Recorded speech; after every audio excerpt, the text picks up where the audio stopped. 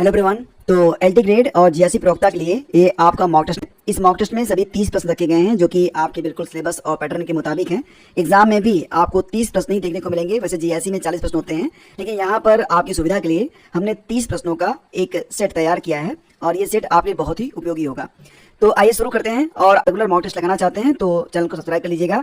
पहला क्वेश्चन है, अजंता की गुफाएं निम्नलिखित में से किससे संबंधित हैं? रामायण, महाभारत, जातक कथाएं या फिर पंचतंत्र की कथाएं? तो दोस्तों, अजंता की जो गुफाएं हैं, जैसा कि आप लोग जानते हैं, इन गुफाओं में गौतम बुद्ध से संबंधित चित्रांकन किया गया है, यानी कि जातक कथाएं। इसका उत्तर होगा विकल्प सी, जातक कथाएं। विकल्प सी आपका करेक्ट है। अच्छा, अगर अजंता की गुफा देखनी हो तो आपको कहाँ पर जाना पड़ेगा? तो फ्रेंड्स, जो अजंता की गुफाएं हैं ये औरंगाबाद शहर से लगभग 100 किलोमीटर उत्तर में वाघुर नदी की घाटी में स्थित है और इसकी खोज 1819 में एक ब्रिटिश सेना अधिकारी थे कैप्टन जॉन स्मिथ के द्वारा की गई थी। आगे बढ़ते हैं। अगला क्वेश्चन है, बताइए कि भारत में पोलो खेल का प्रचलन किसने किया था? पोलो, जिसको आप लोग चौगान के नाम से भी जानते हैं, तो भारत में जो चौगान खेल का प्रचलन था, यूनानियों, तुर्कियों या फिर अंग्रेजों ने या फिर मुगलों ने। तो फ्रेंड्स, जैसा आप लोग जानते भी हैं कि कुतुबुद्दीन ऐबक चौगान खेलते समय ही उसकी डेथ हुई थी। हाल ही में पोलो खेलते समय एक जाने माने अभिनेता संजय कपूर, जो कि करिश्मा कपूर के पति थे, उनकी भी डेथ हो गई है। तो पोलो खेल यानी कि चौगान, ये भारत में कौन लाया था? तुर्की लाए थे, यानी कि जो तुर्क थे उनके द्वारा यह खेल भारत में लाया गया था। विकल्प बी आपका बिल्कुल करेक्ट है। आगे बढ़ते हैं। क्वेश्चन नंबर 3 है कि कृष्णदेव राय ने किस नगर की स्थापना की थी? वारंगल, नागलापुर, उदयगिरी या फिर चंद्रगिरी? और दोस्तों, इसका उत्तर क्या होगा? जी हाँ फ्रेंड्स, विकल्प बी आपका सही है, नागलापुर। नागला जो थी ये कृष्णदेव राय की माँ थी और उन्होंने अपनी माता नागला देवी के नाम पर नागलापुरम की स्थापना की थी। वर्तमान समय में ये जो स्थान है आपको आंध्र प्रदेश में देखने को मिलेगा। अगला क्वेश्चन बताइए, भक्ति आंदोलन का प्रारंभ किसके द्वारा किया गया था? अलवार संतों के द्वारा, सूफी संतों के द्वारा, सूरदास के द्वारा या फिर तुलसीदास के द्वारा? तो भक्ति आंदोलन का प्रारंभ किया गया था अलवार संतों के द्वारा। विकल्प ए आपका यहाँ पर करेक्ट है। आगे बढ़ते हैं। नालंदा बिहार का ध्वंस किसने किया था? बख्तियार खिलजी, कुतुबुद्दीन ऐबक, मोहम्मद बिन तुगलक, अलाउद्दीन खिलजी? नालंदा बिहार का ध्वंस किया गया था, जी हाँ दोस्तों, बिल्कुल ऑप्शन ए करेक्ट है, बख्तियार खिलजी के द्वारा। विकल्प ए आपका करेक्ट है। तो बख्तियार खिलजी ने नालंदा पर 1193 में हमला किया था, जिसमें उसने न केवल विश्वविद्यालय को नष्ट कर दिया बल्कि कई बौद्ध भिक्षुओं की हत्या भी की थी। पुस्तकालय में जब उसने आग लगाई थी तो 6 महीने तक पुस्तकालय जलता रहा था। लगभग 1 करोड़ किताबें उसने उसमें जला के राख कर दी थी, जिसमें बहुत सारी ऐसी किताबें थी मूल रूप में वहाँ पर उपस्थित थी। सारी किताबें जो है जल के खाक हो गई। यानी कि बख्तियार खिलजी का यह अपराध अक्षम्य है इतिहास और भारतीयों की दृष्टि में। नेक्स्ट क्वेश्चन होगा आपका, किसने राष्ट्रकूट वंश की नींव रखी थी? अमोघवर्ष प्रथम, दंतिदुर्ग, ध्रुव या फिर कृष्ण प्रथम?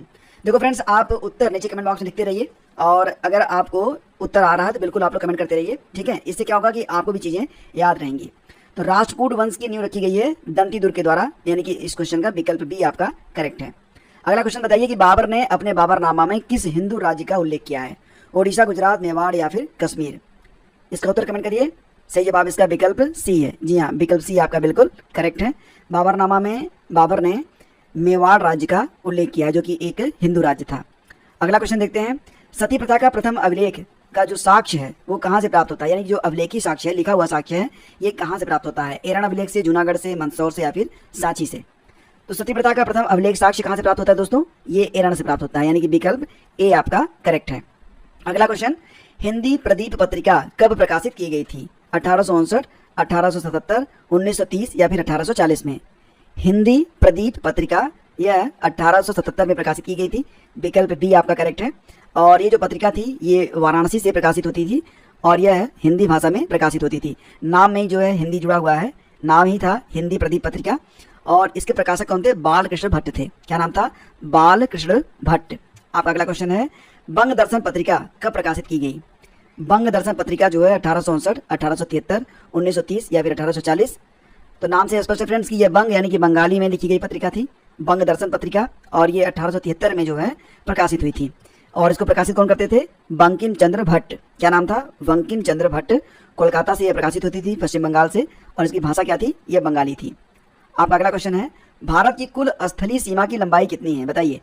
14,570 kilometre, 15,200 kilometre, 16,500 kilometre, 18,200 kilometre? Bharat की जो कुल स्थलीय सीमा है इसकी लंबाई कितनी है? तो दोस्तों, इसका उत्तर बनेगा 15,200 किलोमीटर, यानी कि विकल्प बी आपका यहाँ पर करेक्ट है। देखो दोस्तों, अगर हम भारत को देखें तो भारत की जो उत्तर से दक्षिण लंबाई है, यानी कि मैं एक रफ मैप यहाँ पर बना देता हूँ, आप समझ लीजिएगा, ठीक है।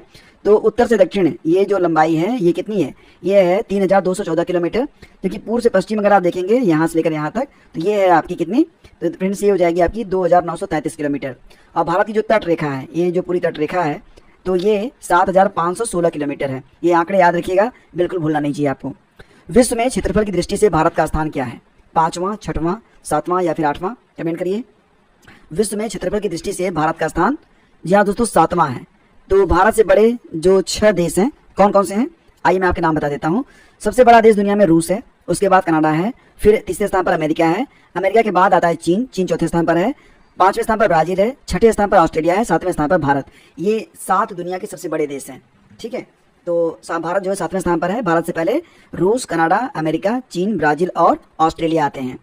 आपका अगला क्वेश्चन है, क्षेत्रफल की दृष्टि से भारत का सबसे बड़ा केंद्र शासित राज्य कौन सा है, सबसे बड़ा केंद्र शासित राज्य कौन सा है। वर्तमान समय की बात यहाँ पर हो रही है। भारत का सबसे बड़ा जो यूटी है, अंडमान निकोबार, लक्षद्वीप, लद्दाख या फिर जम्मू कश्मीर। तो फ्रेंड्स वर्तमान में तो जम्मू कश्मीर है, यानी कि विकल्प डी सही है। क्या आप बता सकते हैं कि जम्मू कश्मीर को केंद्र शासित प्रदेश की संज्ञा कब मिली? जी हाँ दोस्तों, 2019 में तारीख थी 31 अक्टूबर की। 31 अक्टूबर 2019 को जम्मू कश्मीर को केंद्र शासित प्रदेश बनाया गया। अगला क्वेश्चन है कि 82 डिग्री 30 मिनट पूर्वी देशांतर रेखा, जिसको भारत की मानक समय रेखा भी कहते हैं, कुल कितने राज्यों से होकर गुजरती है? 10, 8, 5 या फिर कितने राज्य? तो चलो यहाँ पर मैं 18 मान लेता हूँ। तो फ्रेंड्स ये जो भारत का मानक समय रेखा है, यानी कि 82 डिग्री 30 मिनट, इसको इस प्रकार से भी इंडिकेट करते हैं, ठीक है। तो ये 5 स्टेट से होकर गुजरती है। कौन कौन से स्टेट हैं ये? उत्तर प्रदेश, मध्य प्रदेश, छत्तीसगढ़, आंध्र प्रदेश और ओडिशा। मैप देख लेते हैं। तो ये रेखा है आपकी जो कि 82 डिग्री 30 मिनट पूर्व है, और ये देख रहे हैं आप उत्तर प्रदेश से, मध्य प्रदेश से, छत्तीसगढ़ से, उड़ीसा से और आंध्र प्रदेश से होकर गुजर रही है। और दोस्तों ध्यान रखिएगा कि भारतीय मानक समय यानी कि IST, Greenwich mean time, GMT से 5 घंटा 30 मिनट आगे है, इसीलिए इसे +530 लिखा जाता है, ठीक है। आगे बढ़ते हैं। बताइए कि भारत के कुल कितने राज्य स्थल रुद्ध हैं, लैंड लॉक्ड? भारत के कितने राज्य हैं जो जिनकी सीमाएं जो हैं समुद्र से नहीं मिलती हैं, ये लैंड लॉक्ड हैं? तो संख्या बहुत ज़्यादा है। ये ऐसे 20 स्टेट हैं जो कि लैंड लॉक्ड हैं भारत के, ठीक है। आपका अगला क्वेश्चन है, बताइए कि मांडू महोत्सव किस राज्य में मनाया जाता है? मांडू नामक जो त्यौहार है ये यूपी में तो नहीं होता, झारखंड, मध्य प्रदेश और हरियाणा में, झारखंड में भी नहीं होता, हरियाणा में भी नहीं होता, मध्य प्रदेश आपका उत्तर है, विकल्प सी आपका करेक्ट है। इसी प्रकार से दोस्तों गोची महोत्सव हिमाचल प्रदेश से मनाया जाता है, तुरगिया महोत्सव अरुणाचल प्रदेश में मनाया जाता है, अम्बुबाची का त्यौहार यह असम में मनाया जाता है। यहाँ से प्रश्न अक्सर एग्जाम में बनते हैं। आप अगला क्वेश्चन है, बिल्डिंग में इस्तेमाल की जाने वाली जो गैस होती है उसका नाम बताना है आपको। तो दोस्तों बिल्डिंग में जो गैस इस्तेमाल में लाई जाती है वो ऑक्सीजन और एसिटिलीन होती है, विकल्प बी आपका यहाँ पर सही है। अगला क्वेश्चन है, बुलेट प्रूफ पदार्थ बनाने के लिए कौन सा बहुलक प्रयुक्त होता है? बुलेट प्रूफ पदार्थ बनाने के लिए दोस्तों जो बहुलक प्रयोग में लाया जाता है, पॉलीएथिलीन नहीं, पॉलीएमाइड नहीं, पॉलीपेथिलीन नहीं, पॉलीकार्बोनेट यस, यही आपका उत्तर बनेगा, विकल्प डी। अगला क्वेश्चन है, पीएच मान का निर्धारण किसने किया है? लेवोसिए ने, प्रिस्टले ने, कैवेंडिश ने या फिर सोरेनसन ने? पीएच वैल्यू आप समझते हैं ना, पीएच स्केल अगर 7 यहाँ पर क्या होता है 0 होता है, और इसके बाद एक वैल्यू होती है कि अगर 7 से अधिक है, 7 से ऊपर जाता है तो पदार्थ क्या होता है, वो क्षारीय हो जाता है, और उससे कम पे क्या होता है, वो अम्लीय होता है, ठीक है। एसिडिक और बेसिक कहा जाता है। तो ये जो पीएच वैल्यू स्केल था इसको सोरेनसन ने बनाया था, विकल्प डी आपका यहाँ पर करेक्ट है। अच्छा, क्या आप ये बता सकते हैं कि जो आपका ब्लड है, रक्त, ये अम्लीय है या फिर क्षारीय है? फटाफट बताओ, देखते हैं कितने लोग जानते हैं। नेक्स्ट क्वेश्चन है आपका, प्रयोगशाला में यूरिया का संश्लेषण सर्वप्रथम किसके द्वारा किया गया था? यूरिया का संश्लेषण सबसे पहले किसने किया था? वोलर ने, रदरफोर्ड ने, आइंस्टाइन ने? तो दोस्तों इसका उत्तर है वोलर ने, विकल्प ए आपका यहाँ पर करेक्ट है। अगला क्वेश्चन है, संयुक्त राष्ट्र विश्व पर्यटन संगठन की पहली महिला महासचिव कौन बनी है? संयुक्त राष्ट्र विश्व पर्यटन संगठन, आप जानते हैं ना, ये संयुक्त राष्ट्र की एक संस्था है, विश्व पर्यटन संगठन। तो इसकी जो पहली महिला महासचिव बनी है, कौन बनी है? ग्लोरिया गेवारा, हैरी थियो हैरिस, शेखा नासिर अल नवेस? तो सही जवाब है ऑप्शन सी, शेखा नासिर। ये जो है संयुक्त राष्ट्र विश्व पर्यटन संगठन की पहली महिला महासचिव बनी है। ये तस्वीरें देखिए, आपको याद रहेगा, क्योंकि तस्वीरें जो है वो लंबे समय तक याद रहती हैं। और आपको बता दें कि शेखा नासिर जनवरी 2026 से अपना पदभार ग्रहण करेंगी। संयुक्त राष्ट्र विश्व पर्यटन संगठन की स्थापना कब हुई थी दोस्तों? तो ये हुई थी 1975 में। वर्तमान में इसके जो सदस्य हैं उनकी संख्या 160 हो चुकी है। आप अगला क्वेश्चन है, संयुक्त राष्ट्र महासभा के 80वें सत्र के अध्यक्ष के रूप में किसे चुना गया है? यूनाइटेड नेशन जनरल असेंबली का जो 80वां सत्र है उसकी अध्यक्ष या उसके अध्यक्ष कौन बने हैं?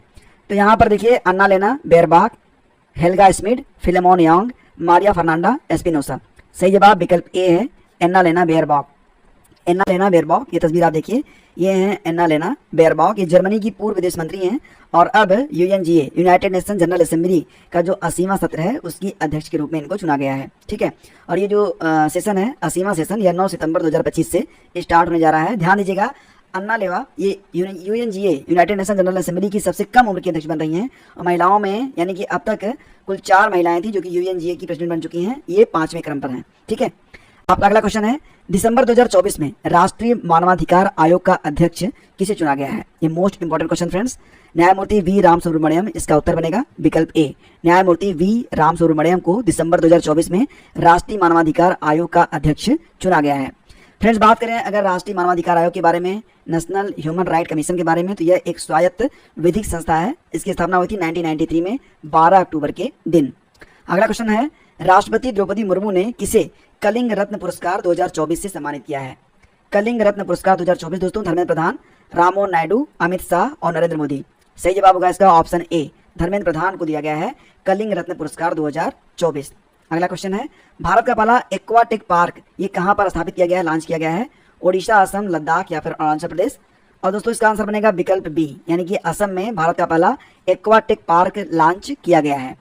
और असम के जो मुख्यमंत्री हैं कौन है? हेमंत बिस्वा शर्मा। उन्होंने असम के गुवाहाटी के पास सोनापुर में इसको लॉन्च किया है। दोस्तों एक टर्म होता है एक्वापोनिक्स, याद रखिएगा ये क्या होता है। एक्वापोनिक्स का मतलब होता है, इसमें क्या होता है, मछली और पौधे एक साथ इसमें उगाए जाते हैं, इसे क्या कहते हैं? एक्वापोनिक्स कहते हैं। अगला क्वेश्चन है, हाल ही में भारत के दूसरे सबसे लंबे केबल स्टैंड पुल का उद्घाटन कहाँ पर किया गया?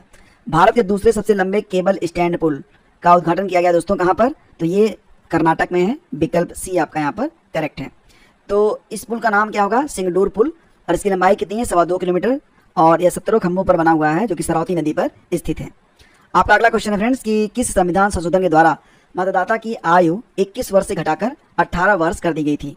कौन सा अमेंडमेंट था जिसके द्वारा वोटर की जो एज थी पहले 21 साल थी उसे घटाकर 18 वर्ष कर दिया गया था? तो ये था आपका 61वां जो है अमेंडमेंट हुआ था। और ये कब हुआ था दोस्तों? तो ये हुआ था 1988 में। कब हुआ था?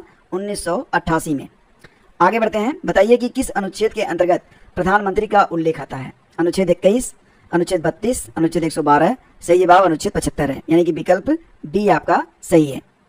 नेक्स्ट क्वेश्चन आपका है कि 2025 में शतरंज विश्व cup women's chess world cup 2025 जीतने वाली सबसे कम उम्र की महिला खिलाड़ी कौन बनी है? तो शतरंज विश्व कप 2025 जीतने वाली सबसे कम उम्र की महिला खिलाड़ी बन गई हैं दिव्या देशमुख। ये मात्र 19 वर्ष की हैं अभी, और इन्होंने भारत की कोनेरू हम्पी जो कि एक वरिष्ठ शतरंज खिलाड़ी हैं उनको हराया है। तो ये हैं दिव्या देशमुख जो कि वर्तमान में शतरंज विश्व कप 2025 की विजेता हैं। और ये जो शतरंज विश्व कप हुआ था दोस्तों, ये कहाँ पर हुआ था? तो ये हुआ था 28 जुलाई को जॉर्जिया में। ठीक है, आगे बढ़ते हैं। फ्रेंच ओपन 2025 में मेंस सिंगल्स का खिताब किसने जीता? जैसा कि आप लोग जानते हैं बस एक बचा हुआ है यूएस ओपन, और अब तक जो है आपके ऑस्ट्रेलियन ओपन, फ्रेंच ओपन और विंबलडन तीनों जो टेनिस टूर्नामेंट हो चुके हैं। फ्रेंच ओपन 2025 में मेंस सिंगल्स का खिताब ये जीता है कार्लोस अल्काराज ने। कार्लोस अल्काराज कहाँ के फ्रेंड्स? तो ये स्पेन के हैं, और यहाँ पर उपविजेता को बने थे जैनिक सिनर। जैनिक सिनर कहाँ के हैं? इटली के हैं। तो कार्लोस जो है ये विनर हैं और जैनिक सिनर जो है रनर अप रहे। ठीक है, याद रखिएगा। और महिलाओं के बारे में बात करें तो ध्यान रहना कि महिला एकल विजेता बनी है अमेरिका की कोको गॉफ, और इन्होंने हराया था किसको? बेलारूस की आरना सबालेंका को। दोस्तों ये जो कार्लोस अल्काराज स्पेन और जैनिक सिनर इटली के बीच जो ये मैच हुआ था फाइनल वाला, ये कई मायनों में बहुत खास रहा था। वजह ये थी कि यह खेल बहुत लंबा चला था, 5 घंटे 29 मिनट के बाद फैसला हो पाया कि कार्लोस जो है इस प्रतियोगिता को जीत गए हैं। तो फ्रेंच ओपन के विजेता कौन बने हैं? Carlos Alcaraz. तो 30 प्रश्न आपके हो गए।